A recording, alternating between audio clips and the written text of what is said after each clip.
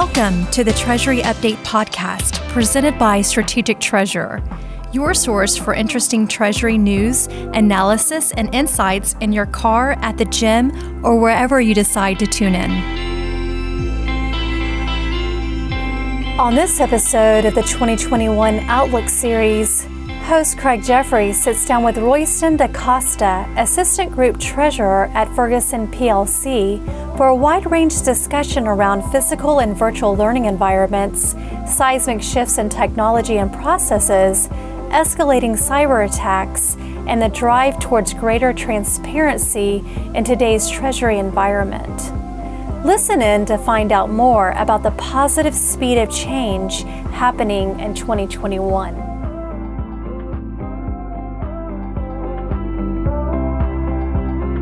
Welcome to the Treasury Update podcast again, Royston. Thank you, Craig. It's been a while, as you said, since we last spoke, and it's my pleasure. Yeah, we've been on a couple podcasts together. Indeed. It does seem like forever, but so much has happened, right? I mean, every day time is one of those commodities, I guess, where it just is not enough of it, but it does seem to pass you by quickly.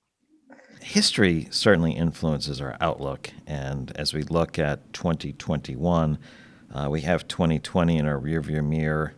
We certainly are thinking about it, and you're a thinker. You think about so many topics, and you think about the context of what's happening around us. So today we're going to cover some topics, not necessarily in this order: technology, transparency, Treasury support for the business, and learning. And again, this is in the context of the 2021 outlook.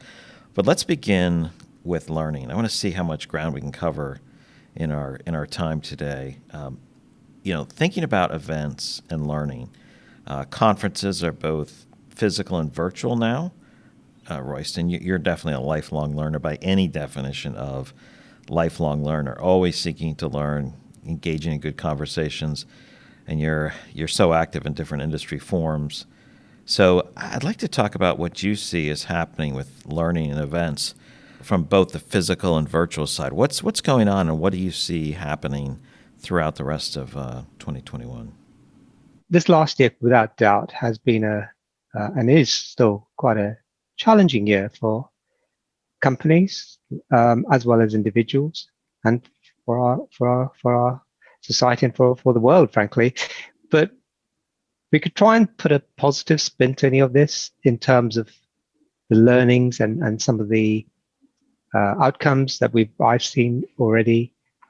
I would say that if we're on a journey, if we can kind of describe this in terms of the technology piece, especially up to 2019, I think there's been lots of discussion and focus on various initiatives and technologies that have been arising, like blockchain and AI and API. And I think a lot of companies have been kind of, let's say, doing the dance with technology, but maybe not quite committing to it. So certainly when COVID took impact, say March last year, my view is that there was a turbo boost given to the whole topic of companies, particularly in terms of Treasury, engaging with technology.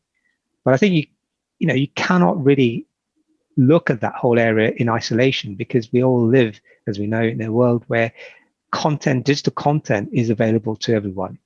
But I will mainly focus on the impacts that I've seen within Treasury and how that I see that kind of continuing in the rest of this year and the years to come. I think the first thing I would say for sure, and I've always believed this, technology, in my view, I know it has its faults, but generally speaking, has brought choice. It's not apart amongst many of the other benefits. So when you're looking at, for example, you mentioned conferences and certainly some of the courses that are being run, the ability now to access, and I know it was already available digitally before, but I think people's minds are now focused on the fact that this is a real and quite a important mechanism for being able to develop and to engage in a lot of this technology. So I would say for conferences, one of the learnings that have come out from my side, I think, is the fact that clearly it's impossible, in my view, for any person to sit through a whole week or 3 days at a stretch, even 2 days at a stretch without a break. There are certain conferences that do this really well, but they're quite unique in what they offer.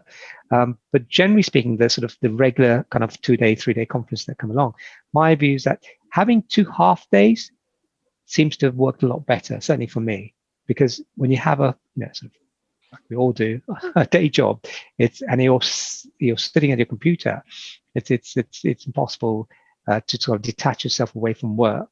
It's not like when you're physically at a conference and you can afford to kind of ring fence yourself from distraction. As well, in terms of technology, the cloud-based solutions have come to their own.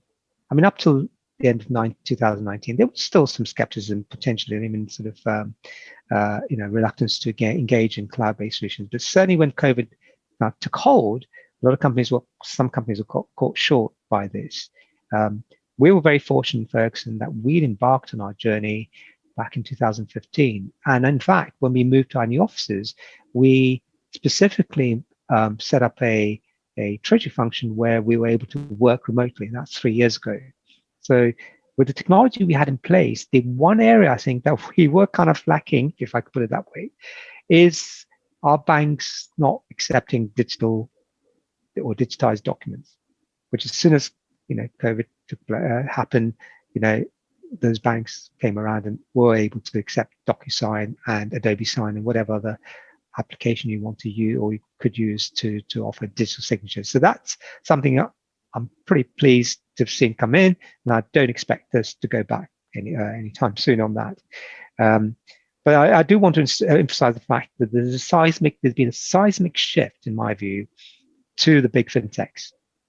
You think of the Amazons and the Googles, and then the ability they've had and kind of the control they've had in developing their content. But then you look at other cloud-based solutions, particularly TMSs, and you look at, and we talk about this later on about cash flow forecasting. I think all of these solutions have really come into their own, and I think have shown treasurers how important, how powerful they can be to ensure that you not only navigate through a challenge like COVID-19, but think about future proofing as well. Because unfortunately, as much as I'd like to think that is the last time we'll see something like this, you just can't predict the future, and you don't know what could be around the corner. Royston, on the tech front there, you talked about digital signatures and some of the other services that are available in the cloud. I think we've also looked at, and you and I have talked about fraud, the continued escalating threat due to automation, increased sophistication of the adversaries, the criminals. Maybe you could talk about those two things as well. I mean, there's the COVID work from home, which creates some security challenges. There's the ongoing threat, which creates challenges. Could you talk about if there's anything you see on the security front, additional things on the security front? Yeah, I mean, again, with the security front, cyber fraud has been around for a few years now, and I think might have been a big reason why some companies were hesitant to engage with more technology for that reason, perhaps. But the fact of the matter is cyber fraud will get you regardless of what technology you have in place. If anything, the less technology you have in place, the more at risk you might be, because generally speaking, you need some level of technology to protect even your servers if you're hosting solutions. So I think the debate and certainly the threat of cyber fraud has only increased since COVID-19 for the simple reason that the majority of us are now working from our homes remotely, and potentially we are at risk to a lot more cyber attack through the kind of broadbands that we use, local broadband, and then, whatever other equipment or technology that we happen to have installed in our homes. But I would say that that's not, any huge reason to be concerned, provided you've got the basics right in terms of the company that you're working for. You've got the right tools from an IT perspective, and you'd expect your IT teams to make sure you've got the right firewalls and virus protection and all that sort of good stuff. And obviously VPN is important, but again, with VPN, I think there's a myth about what it can actually do for you. I mean, it certainly is a way to help you connect securely with your network, but I don't think VPN in itself is a way of protecting you from cyber attack. VPN does allow you access to getting your software upgraded or updated for the necessary kind of protection or whatever. But my understanding, and I'm not an expert on this, but from my understanding, it's embedded within software, certainly that we use, the necessary level of control and protection and encryption which we need. But let's not get too distracted by the sort of the details in some of these like VPN. But I do want to talk about, for example, the way we engage with banks, because I've always maintained that, look, corporates are definitely responsible for the way we manage our processes. And it's important that we review them regularly and we have the right controls in place. And of course, in terms of Treasury policy, that it's all compliant and so on and so forth. But when it comes to engaging and transmitting those payments to your bank, I think it's incumbent on the bank to ensure or to continue developing the tools that they offer their customers to increase that level of security that we can kind of enjoy and benefit from. So to give you a couple of examples, I would say, obviously within our environment, we have controls for up to when we actually transmit the payment to the bank. Typically, when we engage with our banking portal or when we use our TMS solution, we use two-factor authentication, and in some cases we have to use a digital token or some other form of two-factor authentication. It would just be, I think, a lot more useful if banks can start offering a bit more reassurance, if not security, around the way that our beneficiaries are set up, and certainly in terms of validating the account details for that beneficiary. The digital technology aspect of it, there are definitely applications out there that offer a much more seamless, if not more efficient way of how you can engage with the bank. Certainly, it's been historically true that on the developments in the retail sector have always been certainly much more advanced than in the corporate sector. But I think that those sort of divides are kind of slowly disappearing, thankfully, as technology has kind of made it more possible for us to also benefit from the same advancements as in retail. Bank account management, another good example. So, thinking of security and the way we could start benefiting from that. For years, the US had already had EBAM in place, but the European side of things hadn't quite caught up. Now, I'm not saying we're there yet, but it is encouraging to see signs, particularly through the KYC route, where digital sort of forms of exchanging documents, as well as solutions to, set up a bank account, are beginning to be rolled out, certainly by fintechs. I think, again, unfortunately, it does appear like the banks are kind of a bit slower to follow through with some of that new technology. I think, in my view, the best part of all this is the fact that the awareness for treasurers has had to improve to recognize that cyber fraud is, it's a fact. It's here to stay, dare I say. But I've always maintained as well, the best way of protecting yourself from cyber fraud, apart from all the other kind of the basic, sort of points that I've made many times, is by making yourself a harder target for the cyber criminal, because they are looking for the easiest target. They're looking for the easiest, victim that they can get to. So the harder you can make it for them by taking out all the necessary steps, then the less likely you are to be a target. Treasurers and finance professionals creating a stronger posture or hardening themselves more firmly is certainly the perception. Everyone recognizes a greater level of threat.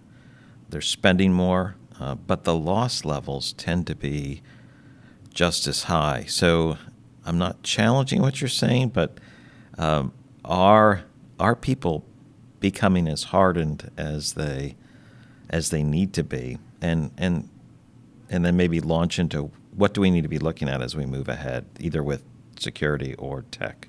The honest answer to this, Craig, is I often use this analogy in terms of holiday insurance.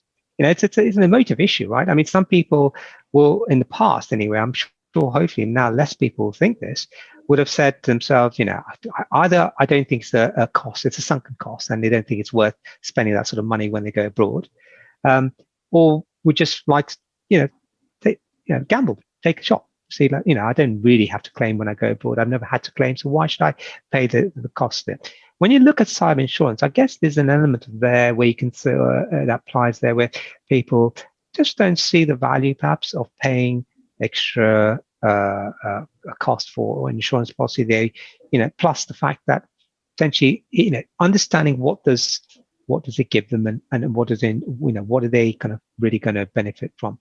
Well, my view is that at the very least, if you're not familiar with cyber fraud or feel that it's something that doesn't involve you or can affect you, is to look at cyber insurance. Because like any good insurance and reputable insurance company, what they should do is look and review at all your assets, or your crown jewels, and help you to assess potentially the value of those crown jewels and the risk threat that you might face from that. And after that analysis or that review, you're still of the opinion that it doesn't matter, then fine. So if you were to become a victim, then you are the person or the company that you kind of can only be responsible for what you decided. But in this day and age, I think we all agree, I hope, that that's not a viable option or route to take. And it's best to be safe than sorry. So that's one aspect on terms of your comment. In terms of the technologies ahead this year, I didn't really go into detail. I've mentioned them. I do want to highlight a few that I think are particularly worth keeping in mind.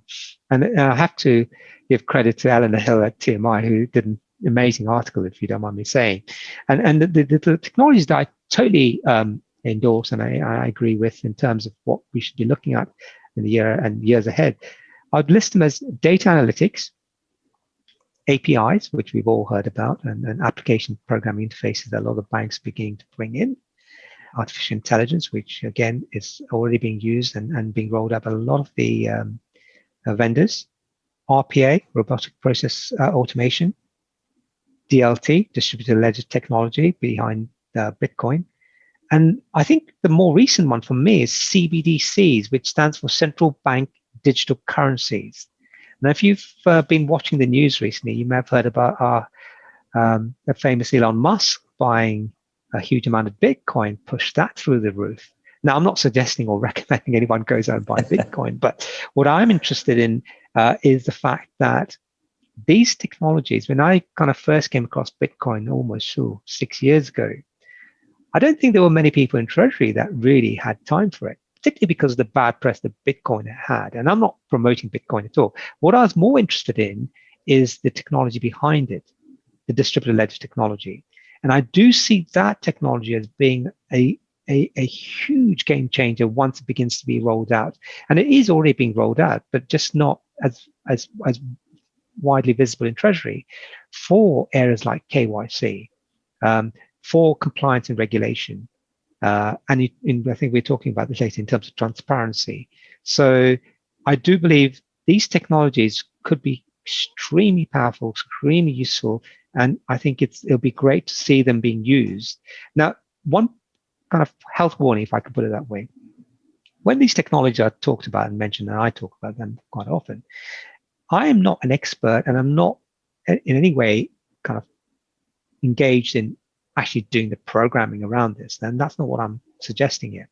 I am a user like anyone else in terms of Treasury systems, and therefore what I'm looking for is for these technologies to be made available to me so I can use them to our benefit in our company.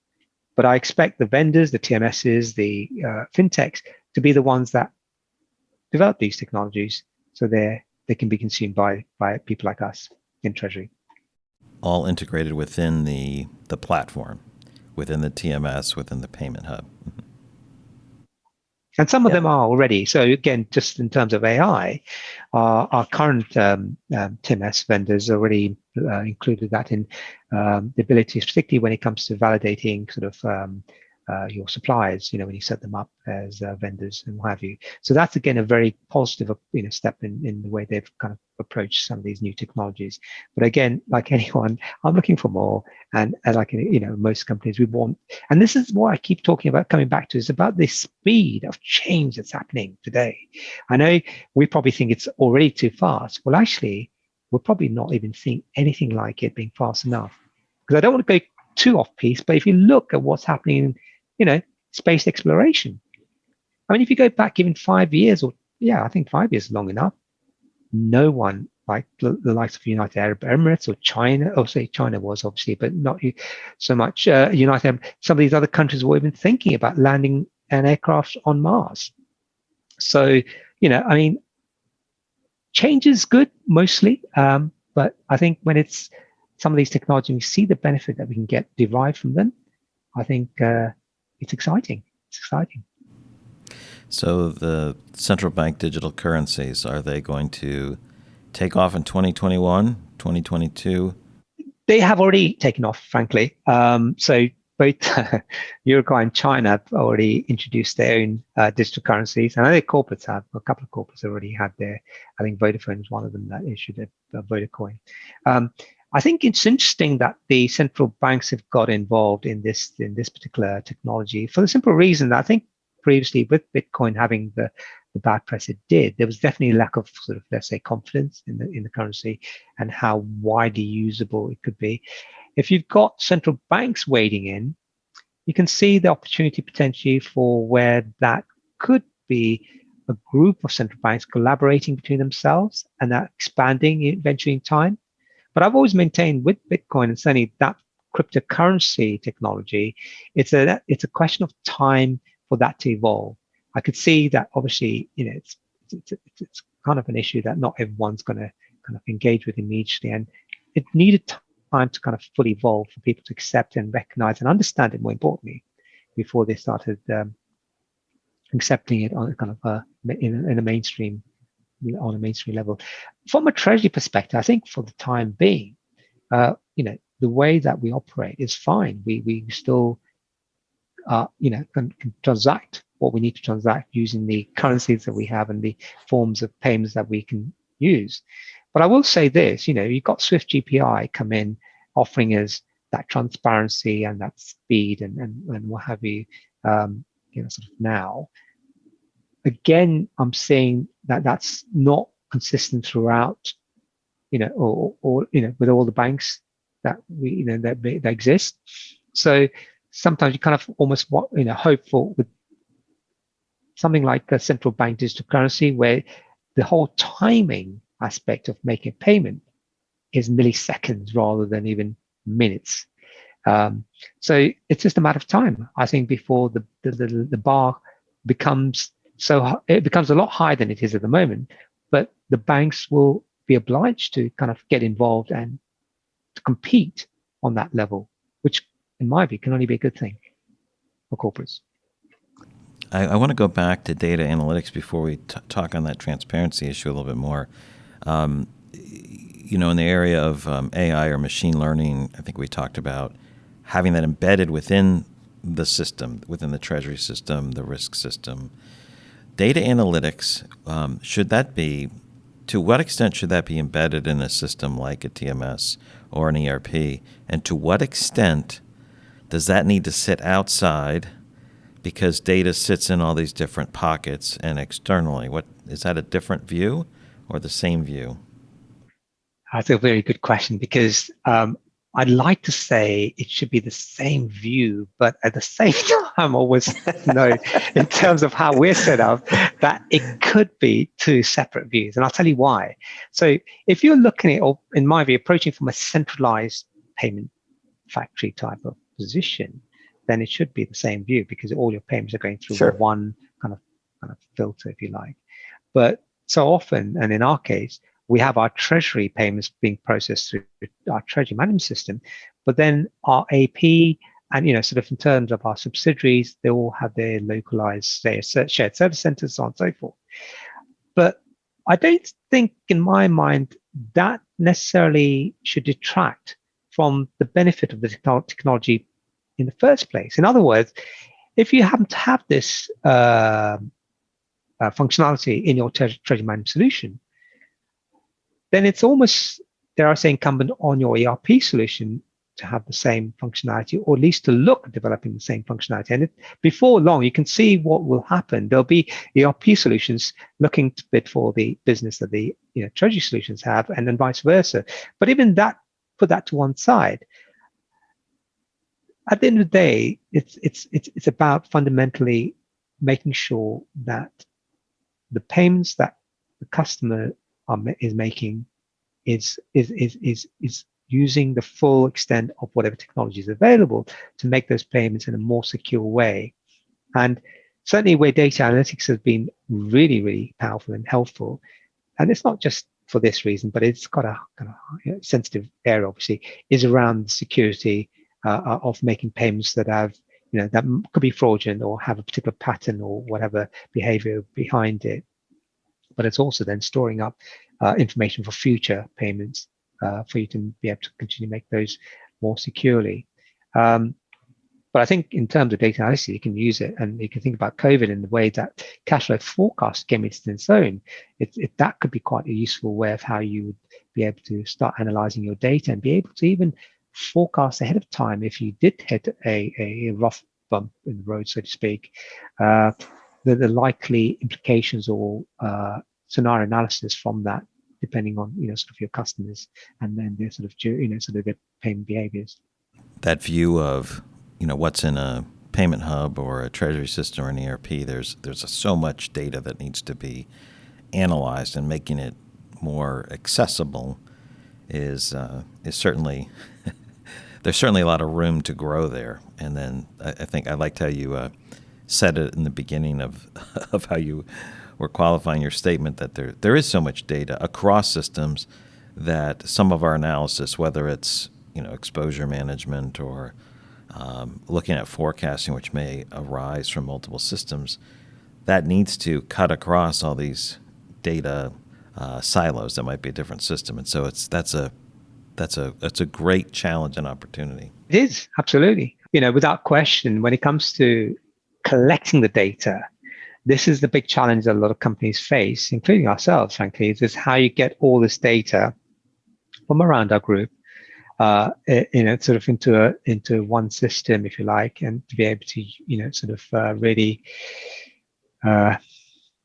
be able to utilize it more efficiently. But I think this will come in time, and it doesn't, in my view, have to necessarily be one system throughout the group, let's say.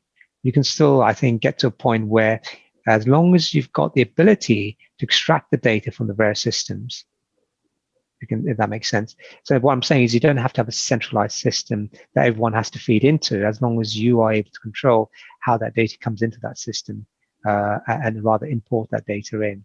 That's the key. Access. Now, we started talking a bit about transparency, and you mentioned Swift GPI. I was wondering if we could expand on that a little bit more about what's happening as we move forward. And you could start with Swift GPI or any other topic you want to. Yeah. This is the thing I see with the way that we are evolving, and this is in all aspects of society.